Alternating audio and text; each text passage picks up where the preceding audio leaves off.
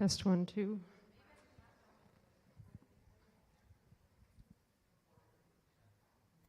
Is that Ryan already?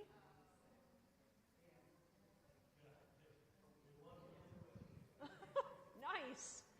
Good. So Friday, what time? 7.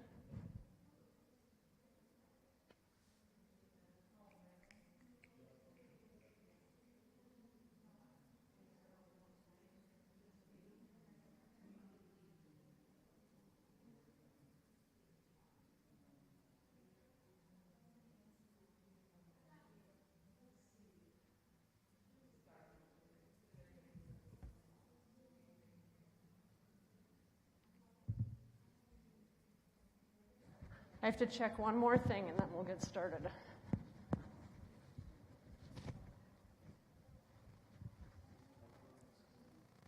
don't know.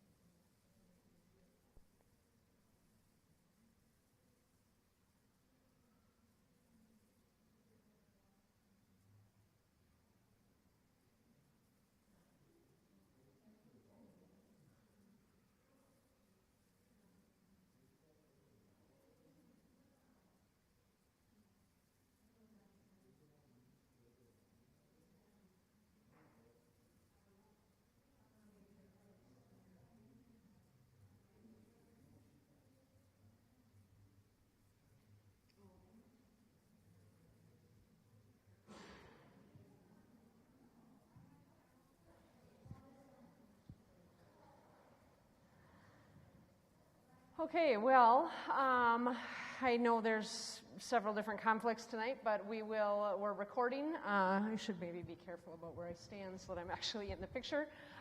We are recording, so we'll be able to send the link out to anybody that wasn't able to be here and share information. So let's start with prayer, and then we'll talk through some details. God, it feels like fall just started, and yet here we are approaching November already, and it's amazing how time goes quickly, and we reflect on the incredible things that happened this past summer and also plan and prepare with excitement for summer of 2024. So be with us as we talk tonight about the details of upcoming summer trips. Thank you for always being with us and walking with us in our adventures. Be with us as we think about what we might be participating in this summer, where we might best fit with the trips that are offered through Light of Christ. Be with our staff, our volunteers as we plan and prepare, and be especially with our youth as they go through this school year with all their activities, and also think about plans for their future, whether it's this summer or jobs or even college on the horizon. So thank you for always walking with us, and be with us tonight as we think about an exciting summer. And all God's children said, amen. Thanks for being here tonight. Hopefully this worked back there, but why is it not working up here? Ben to the rescue. Why, it worked back there. Well, will you advance it for me? Yeah, just do the arrow for me. Hallie, are you coming in? I shouldn't put her on the spot. Okay, so 3 different trip options. Well, first of all, I want a quick little introduction of who's here. So raise your hand if you have been on a trip in past through Light of Christ. So a couple people here that you can ask questions of. How about if this would be if you are first year, 9th grade? Okay, sophomores, juniors, and a couple seniors. Okay, so talk to people that have been on a trip before. That's probably your best resource for if you are wondering like what a trip experience is like. So, Ben, can you skip ahead a couple for me? Is it not working?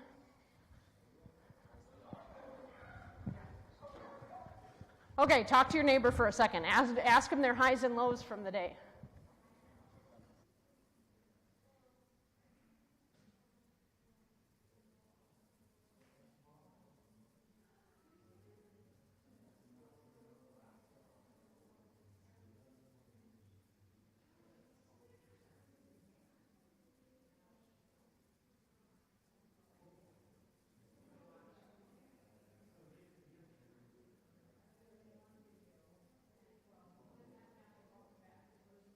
working.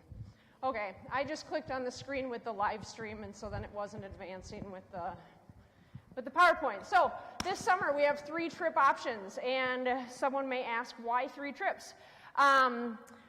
First of all, a couple people expressed some interest in the ELCA youth gathering, so we started talking about that and exploring. That happens every 3 years, and Pastor Bruce said, oh, I might be interested in leading a group of youth to a youth gathering. So we talked about that option in July. We had already committed for Chicago. And then another thing that had come up as of interest was a Boundary Waters trip, which Jennifer Slipka does 3-4 trips a summer? And so she offered to lead a high adventure Boundary Waters trip for juniors and seniors. So as we thought about this, we thought it would be a cool opportunity to have some variety and different options for youth. If there are times that do or don't work, we'll see what happens with providing 3 trip options. So that's sort of where it came about. This would be Pastor Bruce's last summer, of course, with leading anything, so that's a cool opportunity. And all 3 of them are going to prove to be incredible experiences. So Ben, you can jump ahead. Our couple top priorities of our trips, of course, safety. We do a lot of planning and preparation for these to make sure, number one, that they are safe trips for our kids. So we just went to Belize last summer, I'm sure all of you know, and it's interesting to me as I've had conversations with kids. Some of them are just as nervous about going to Chicago as they were to Belize. And so I always assure the kids, we are never going to take you on a trip or to a place that we haven't vetted in advance, done our research. We aren't going to go somewhere. I mean, of course, there's inherent risk wherever we go, every time you get in the car. But my job depends on these trips going well. And so, of course, we're going to do everything in our power to make sure that we are bathed in prayer and also taking all the steps to make sure that we are staying in safe locations, serving in safe locations, having guidelines and rules in our trips that keep our youth safe. Also making sure that we have an adequate number of adults. Now, that can, typically with a high school group, you would say 1 to 6 or so. But last summer, with the amount of adults we actually had like a 1 to 3, 1 to 4, and it was a really cool blessing. So, obviously, growing in relationship with God, with each other, with the adults on the trip. We know as a statistic that youth need 2 to 3 adults besides their own parents in order to feel loved and supported, to get that extra level of care and just having someone else to talk to. And so these trips provide an incredible opportunity for that, growing in relationship not only with peers, those of you who've gone on trips, you've made friendships that you never dreamed you would, right? I mean, people that you would not have thought you would ever hang out with, and now you've, just incredible new relationships. And then also, this bottom one actually, I think, is just as important for me as growing in relationship with your peers and the adults on the trip is growing to know yourself better and getting to know your world better. Like, we can live in a very kind of close-knit bubble here and not have a very big perspective of how God is at work in the world. And so it's a huge goal of ours to help the youth grow in their how they see themselves in the world, how they engage with the world, and then bring that back into their own community. And as they grow out on these trips, come back and bring the change that happens, bring it back home, and continue to help that to grow and impact their relationships in their community here. And then also learning and serving our neighbors. So we do a lot of learning components about when we go on these trips, making sure that we are not just going there to swoop in and have that savior complex, right? Like, that can happen on mission trips where you think you're going to help people and you're, pat yourself on the back and then you can go home and feel good, right? We do want to, there's power in numbers. We show up with a group of 55 people, we can get a lot done. That's really awesome. And yet also, what's going to be even more incredible is if we learn about our neighbor and learn about systems and then use that, what we learn, to then bring that and grow in our love and care for our neighbor right back here when we come back home. So, safe travels, Rick. Thank you so much for a great night, and we'll be in touch. You got the check to him? Okay, thank you. So the learning component is real huge with these trips also, because it's a service and learning component. So when we were in Belize, there was a lot of learning about the coffee farm that we worked at. Frank's house, when we learned local Mayan cooking, Belize recipes, and working alongside people. There's a lot of learning that goes into it that helps us to grow as a person and grow in our faith and understanding of who our neighbor is. Okay, so we're going to start with Chicago, and then Pastor Bruce is going to talk about the gathering. We're going to quickly touch on all 3 trips. So the last 3 summers, we've had the blessing of working with service learning camps. We went to Denver in 21, North Shore in 22, and then Belize last summer. These have all been trips through an organization called Service Learning Camps. It is run by a guy that was a youth director for 30-some years and then decided that he wanted to start mission trips for churches that allowed them a little more freedom to do some of their own planning. So for someone like myself that's been in ministry a long time and doesn't need to have everything laid out for them, like one of my biggest passions with these trips is leading worship and having our group participate in those pieces of it, because we grow so much in those evening group times. And so I don't necessarily want to step into a mission trip that's planned and prepared by another staff. I want our staff to be hands-on with our kids and our youth leading worship. And so that's part of why I love Service Learning Camps. They provide the service opportunities, they do all that planning, and then we do the housing and the transportation and the food. So for Chicago, excuse me, you can jump ahead here. That one's just an intro slide.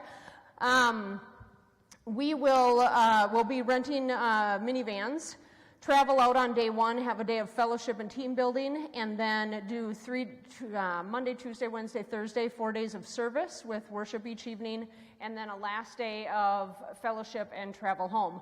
So the nice thing with this is that I'm doing research right now about a congregation to stay at, so we will sleep at a church and most likely be on air mattresses on in their church building, and then cooking meals in their kitchen for evening time. So breakfast we have at the church, we pack up a lunch, or we eat at the organization that we're serving at. We come back and make our own supper. We're at the church in the evening time. And then the last night we will stay at a hotel. So it cuts back on the cost a ton. This is traditionally how a mission trip is. Last summer with Belize was different because we weren't staying in local churches. We were staying in hotels because there's no place that could accommodate a group of 55 people. So last summer was an exception. And this summer we'll be back to our kind of typical model, which there's pros and cons of both, right? I mean, when we have been in congregations staying at their churches, it's incredible the fellowship that happens when it's like a big slumber party all week long.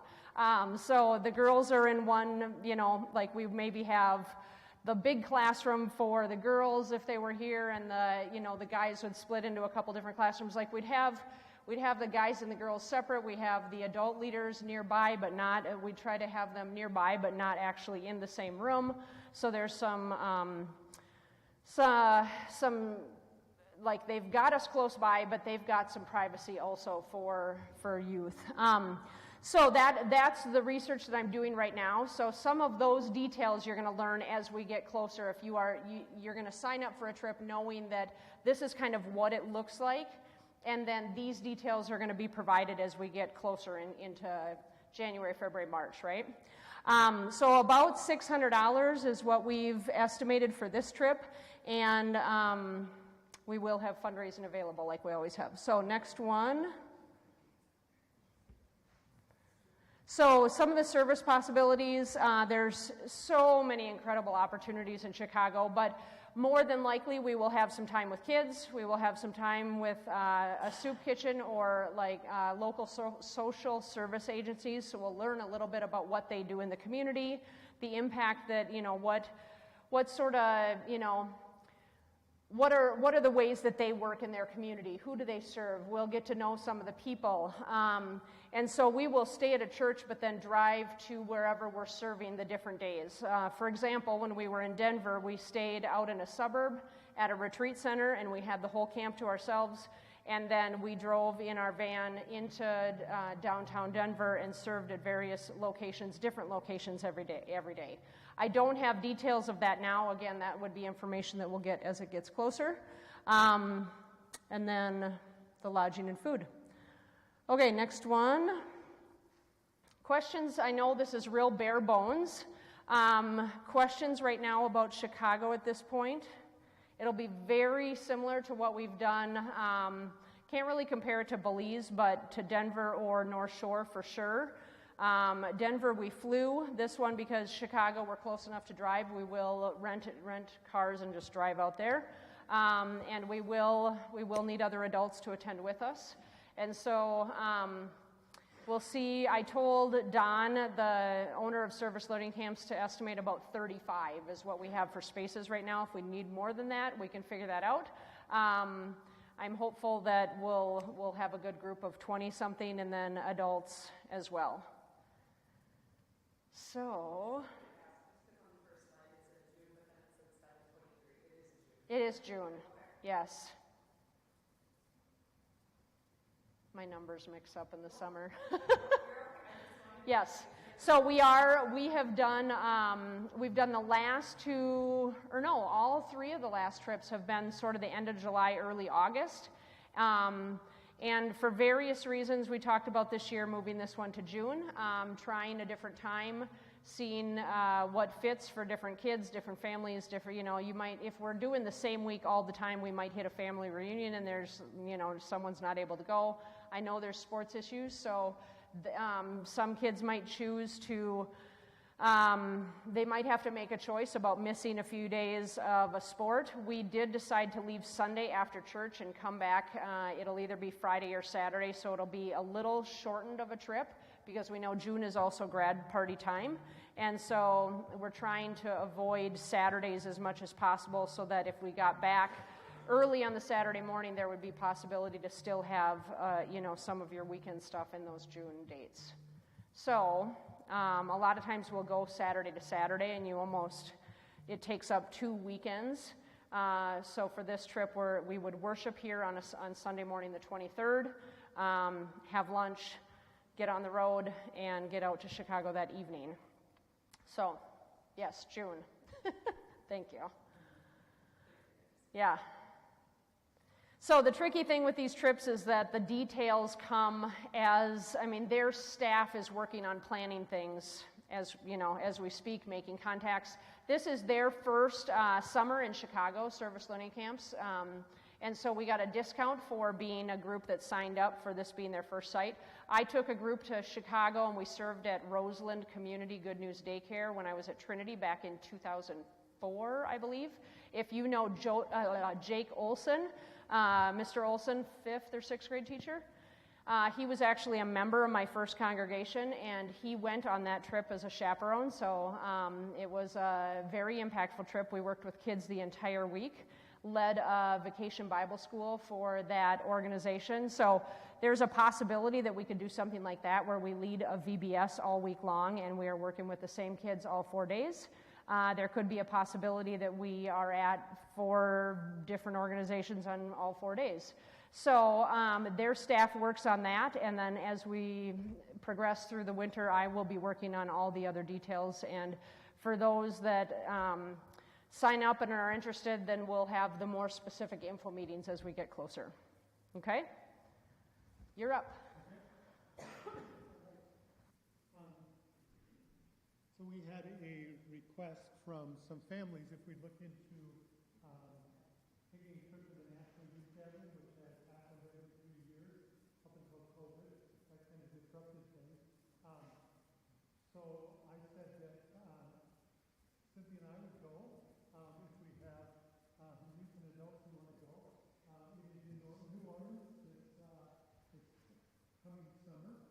And I think I've done either 4 or 5 of these over the years. And what, 2, since? 3. And so we've been around this block. I don't know, have any of you adults been? There we go, thank you. Yeah, well, so you know. 6 of them? Yeah, so, okay. So this will be somewhat familiar. Just a little, I'm going to show you a promo video here in a minute. But what they do is they're having really kind of 4 dimensions of this. One is the youth gathering, which is for high school youth. There's a young adult gathering now for young adults. But then before the youth gathering, they have the mild multicultural youth leadership event for multicultural youth, and then the table is for youth who are differently abled in different ways. So you're going to see things about all 4, but we go to the youth gathering, which is a Tuesday night through a Saturday morning. So next slide. We'd leave on a Monday, fly down on Monday. The event starts on Tuesday night. I just need to build in some time with airlines and everything else. Leaving on a Tuesday morning and thinking you're going to get there seamlessly that evening is just wishful thinking, I'm afraid. So Cynthia and I have said yes. Depending on how many students we have, we may need more adults. There are, I don't know how many, it may be different after COVID now, but when we've gone in the past, there have been like 30,000 young people from all across the country who come together for this event. So you get to meet kids from all over the U.S. and even some kids from overseas. Next slide. What's that? Oh, is that the next thing I've got? Is the schedule thing? Sure. Yes. So, by the way, you can go on the ELCA website under Youth Gathering, and there's a whole slew of pages on information about this, so I'm not going to go through all that. But if you're interested, I'd check that out. But basically what happens, and you'll see Wednesday through Friday, there's a rotation. One day you do what's called accompaniment, which is kind of serving someplace in New Orleans. One day is a synod day where we'd meet with all the rest of the churches from the Minneapolis Synod that morning. And then the third day is this interactive learning space where they have all kinds of just the coolest things that you can do, interactive types of things. So they just divide the whole group, the whole gathering into thirds. And so you rotate in the mornings on that. And then in the evening on Tuesday through Friday, scroll down a little bit down, yeah, mass gathering at the Dome. We're at the Dome in New Orleans, and that's where everybody gathers. So, 20, 30,000, however many people are all there. A band, there's speakers, there's worship, there's all kinds of wonderful things that happen. And then after the mass gathering, everybody's assigned to a hotel. And then in the ballroom, they have what's called community life, which is all kinds of activities that you can participate in your hotel after the mass gathering. And then the final 15 is just our wrap-up at the end of the day. And then closing worship would be Saturday morning, and then we'd plan to fly out Saturday afternoon or evening and get back here Saturday evening. So leave on a Monday, get back on a Saturday. Let's see if we can get the promo video, just a 3-minute clip, something's. Oh, okay. Oh, sorry. Approximate cost is about $1,500. That's airfare, which looks to be around $600. The registration fee is $425, and then the registration fee does not include lodging and meals. Those you have to add in as well. So kind of depending on which hotel you're at sometimes, varies the price of the hotel a little bit, and then meals for just, if you figure $20 a day, because none of the meals are provided. You have to, get your own meals. I think we can probably do the breakfast in the room thing with bagels and juice and that sort of thing, so you can, breakfast can be fairly inexpensive. But those are built into the cost as well. And then there may be times, we're in New Orleans, so I'm sure there are going to be a couple times where you want to eat at a genuinely New Orleans restaurant and kind of have that experience. And so it's probably in that range. And then, we can't promise that we can do fundraising that will pay the whole cost, so you're probably going to need to pay at least half out of your own pocket. All right, so here's a little promo video, and again, you can find this on the website too, but I thought this would give you a little taste of what the event is like. Testing 1, 2, 3, here I go.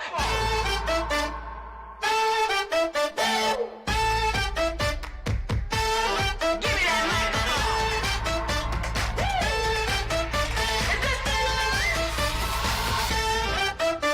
The moment I've been waiting for is finally knocking at my door. My day up in the sun is just a ride. The world is mine and it's my stage. I'm owning this, I came to play. Shout out, scream it out and testify.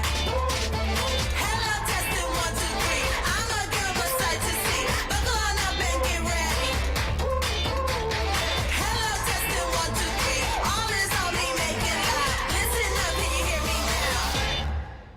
Give me that mic. Now's the time. Get up, get loud, and show 'em what I'm about. Give me that mic. I'm coming alive. Ain't no stopping when I'm in the zone. Give me that microphone. Give me that mic.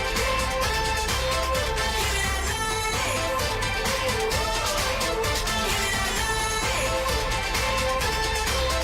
Now's the time. Give me that microphone.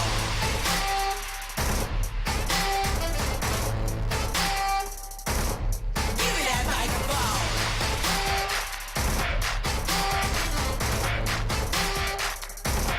Give me that microphone.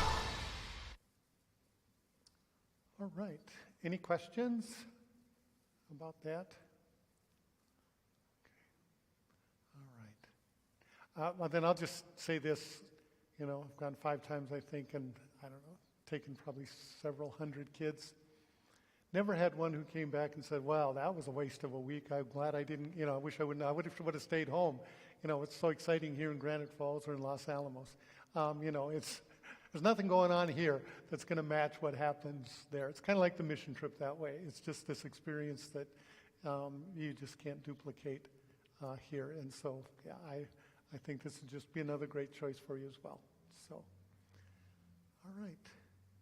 And if you do have questions, don't hesitate to ask. But I'd say if you're interested, look at the website because there's lots of information there too. All right. Okay. What? I think I got it. I think I'm on. Okay, so I'm Jennifer Slipka, and I'm going to talk to you about the Boundary Waters trip. I know she said high adventure. Don't let that freak you out because it's only as adventurous as we want it to be, and it's going to be safe. So if you want to go on to the next slide.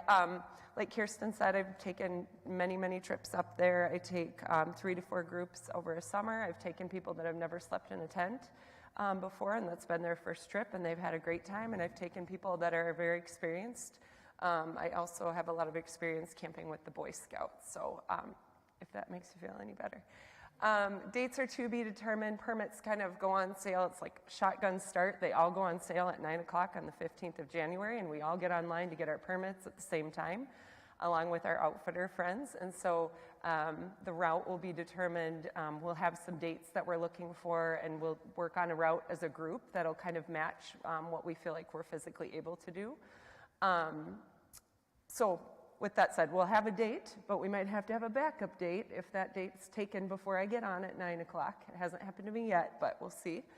So dates are to be determined. We're looking for 11th and 12th graders for this trip. You really need to be able to carry quite a bit. You carry canoes, you carry heavy packs. Somebody's got to carry the paddles, so, it's okay if that's your job. Somebody's got to do it, right? But we're just looking for people that can feel like they could physically kind of handle that. You don't have to be experienced. Like I said, you maybe have never slept in a tent, but you're curious about it. You've maybe never canoed, but you're curious about it. That's okay. You need to be willing, though, to work hard and participate. It really is all about teamwork and thinking about the group before you think about yourself as far as like safety things and choices you make. It's really interesting to just, it's one of my favorite parts of it is really just thinking about yourself and the group and not just what you want to do. So you have to be willing to do that. You have to be willing to sleep in a tent. It gets cold, it gets rainy, it gets all those things. You just never know what's going to happen. You have to be willing to carry that gear. Like I said, packs are about, I would say, 40 to 50 pounds, and then we have canoes as well. So you have to be willing to carry some heavy things. And I'll be honest, like I thought when I went that I wouldn't be able to carry anything. I can carry a pack and a canoe now. So you're stronger than you think, and that part of it is fantastic too. And then just have a positive attitude. And be willing to communicate about your needs too, I think is important, because you could be having an off moment and it might seem like, you know, it's just okay to be, you have to be willing to say, I need a minute, and that's okay. So cost is to be determined. I have an outfitter that we go through up there. My son has actually worked for this outfitter for the last 4 summers. And John does trips for nonprofits that he makes like no money off of. So I can outfit about 8 people out of my house, but we'd rent canoes, we'd rent, you know, depending on how many tents we need. If people need lightweight sleeping bags, sleeping mats, that kind of stuff, we'll outfit you with that. So the cost is to be determined. It's usually not a very expensive trip. And I pack all the meals, so we can do that based on your dietary needs. We eat well. We have like steak the first night, so don't worry that you're going to be eating fish every meal. It's pretty good. So space is available. You're allowed to have 9 people on a permit, 9 people on a portage, 9 people at a campsite at a time. So we would have 2 adults, myself, and I'm hoping a male would come along as well, just so we've got somebody for everybody. And then 7 youth spaces. If we're more interested, we can always buy a second permit and figure that out. I don't know if there's any other slides. I have had conversation with 2 adult males in the congregation that are both possibly interested, so we will have Jennifer and 1 male leader with her, and then depending on the interest, like she said, we would need another female and adult for a second. We will have an adult male and adult female with each group, each permit that, you know, goes in. So it's just kind of helpful. You never know what comes up when you're out there, so it's good to have a little bit of both. Any questions about trips to the Boundary Waters? We swim, we hike, we fish, we do what we want to do as a group. Like, so it really is tailored to what you want to do when you're out there. No? Okay. So next steps for the trips would be, and I'm going to just talk a little bit back here because I'm running the screens and stuff, but talk about it as a family, look at your calendar, prayerfully consider what might be good for you. I have a link for an interest form that I will be emailing out. Will you just hit the sermon in just a little bit? So there's a short little form that you can express interest in, which, I mean, there's nothing saying you can't do all 3 trips. Well, if you're a freshman, we're starting the Boundary Waters experience with juniors and seniors. So if you are a freshman, there are 2 trips you can consider. But if you are interested in 1, if you're interested in all 3, you can let us know that. And then for the next month, we will have registration open, and we will have an official registration for each trip that'll be separate. That'll be by November 29th. And then complete that form and do a $100 deposit, and then we will have more specific info meetings for each of the trips, probably led by each one of us separately. We don't have those dates set yet, but we would have specific info meetings as we get closer. So we are looking at the dates for the spaghetti dinner and auction fundraiser. So our adults are going back to Belize in February. Believe it or not, we are going back I'm not going back. Pastor Bruce and Jennifer Grant and an adult contingent of adults are going down February 26th through March 2nd. So we are looking at the spaghetti dinner and auction sometime maybe the 10th or 17th of March. So that would be our main big fundraiser, but of course you're always welcome to, kids will make money based on the time that they put in for that fundraiser or any fundraiser. We will not do as many fundraisers this year as we did last year for Belize. We needed to raise more funds, and so we did multiple things. But we always have our equal exchange sales, some things like that are ongoing. And then but any youth going on any of the trips can benefit from that main fundraiser in March, and we hope to really help families out with.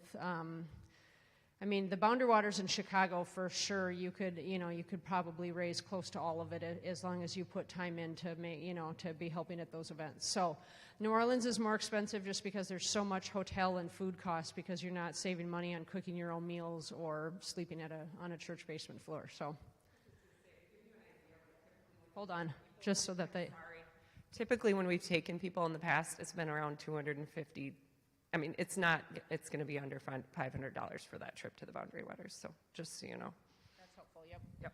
Perfect. So, between now and November 29th, ask questions, think as a family about what you're interested in, talk with friends. And I don't know that Boundary Waters has a clear 7 youth spots on that trip. Chicago and New Orleans really are open-ended at this point. Like I said, I reserved 35 with Don for service learning camps with Chicago, but that doesn't mean we can't get more if we find out that there's, if we have more interested. So, any questions for everybody? Otherwise, we will have a prayer, and we'll stick around to talk individually as well.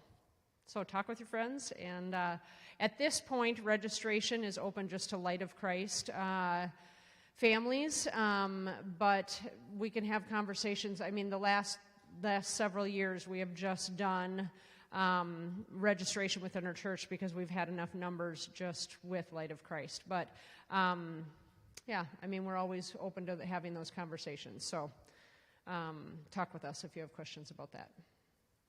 Anything else? Each summer is so different, but I can tell you that the trips are absolutely life-changing for those that choose to take the step. I know it's a big step for many when it's your first experience. It seems like a long way from home, regardless of where you're going. I really think one of the best things is talking to a youth that's gone on a trip before and asking them some questions. But the relationships that grow among the youth that go and how they grow in their faith, there's no way to replicate that on, the Wednesday evenings that we have here are wonderful, and yet they're nothing compared to having a week together on a trip. So thank you for being here tonight. Let's close in prayer, and then we'll stick around to answer any other questions. God, thanks for this evening of thinking about summer 2024. Be with the youth as they consider different options about what they'll be doing this upcoming summer. It's really sort of strange to think about this at this time of the year when we just feel like we came off summer, but we know that it'll come quickly, and we know that there's a lot of good planning to take place between now and then. So be with us in the details so that we can go on all these different experiences and grow more in our relationship with you and serve alongside our friends and just grow together so that we can know you better. Thank you, God, for this evening. All God's children said, amen. Thank you, Jennifer and Pastor Bruce, and we'll stick around, and thank you for being here tonight.